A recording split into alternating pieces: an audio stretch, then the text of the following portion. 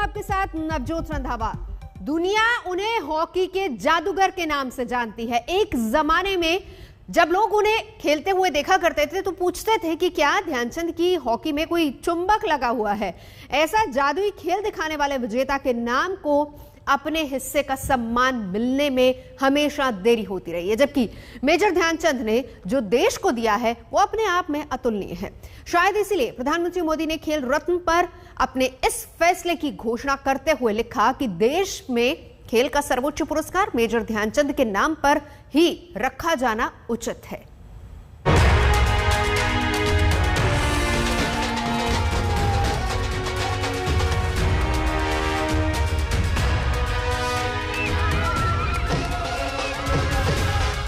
जिस देश का दिल लंबे समय से क्रिकेट के लिए धड़कता रहा है, जहां क्रिकेट को धर्म कहा जाता है, उस देश की धड़कनों में इन दिनों हॉकी वाला जोश है।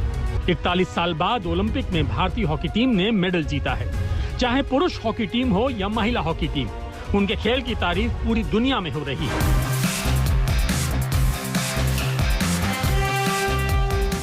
भारतीय हॉकी को टोक्यो ओलंपिक से एक नया रिचार्ज मिला है, नया जोश मिला है।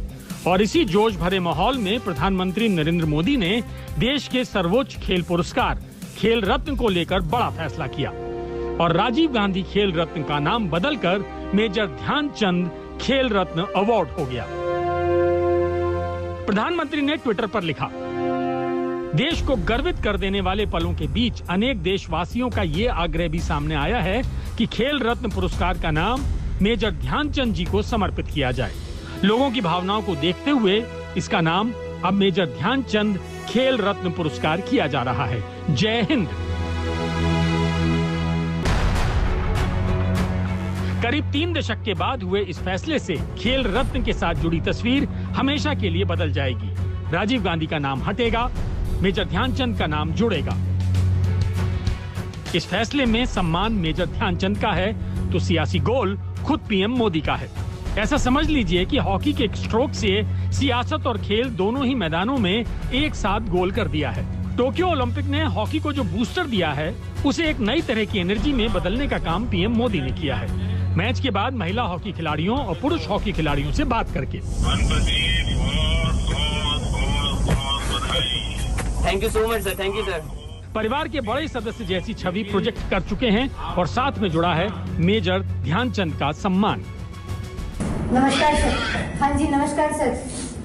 नमस्ते नमस्ते। देखिए आप सब लोग बहुत बढ़िया खेले हैं। आपने इतना पसीना बहाया पिछले 5-6 साल से। सब कुछ छोड़ छाड़ करके आप इसी में एक साधना कर रहे थे। आपका पसीना बदल नहीं ला सका, लेकिन आपका पसीना आज देश की करोड़ों बेटियों की प्रेरणा बन गया है।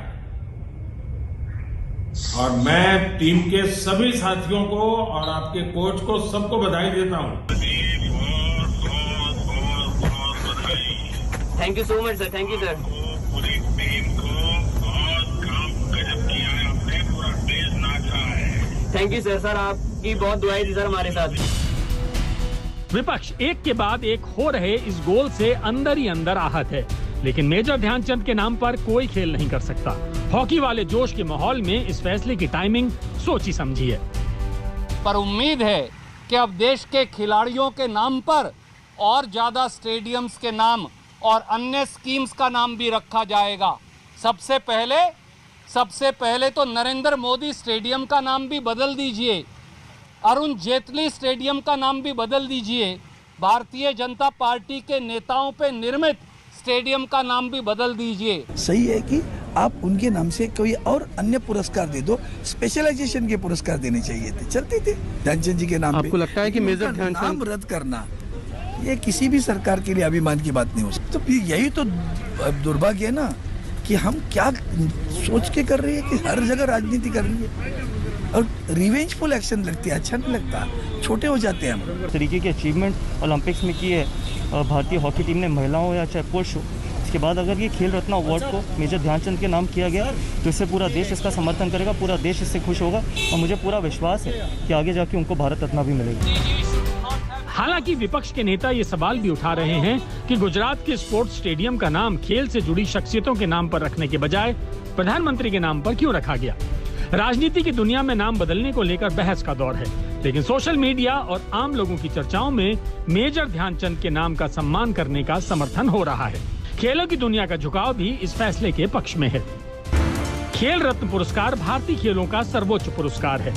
1991-92 में इस पुरस्कार की शुरुआत हुई थी। इसे जीतने वाले खिलाड़ी को प्रशस्ति पत्र, अवार्ड और 25 लाख रुपए की राशि दी जाती है। पहला खेल रत्न पुरस्कार पहले भारतीय ग्रैंड मास्टर विश्वनाथन आनंद को दिया गया था। अब तक 45 लोगों को ये अवार्ड दिया जा चुका है।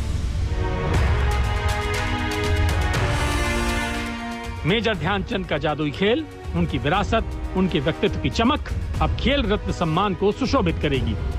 सवाल ये है कि क्या ये फैसला अपने आप में एक नई शुरुआत बन पाएगा, जिसके तहत आगे भी तमाम योजनाओं, संस्थानों और पुरस्कारों के नामों से राजनीतिक हस्तियों के नाम हटाकर इन क्षेत्रों की हस्तियों के नाम जोड़े जाएंगे।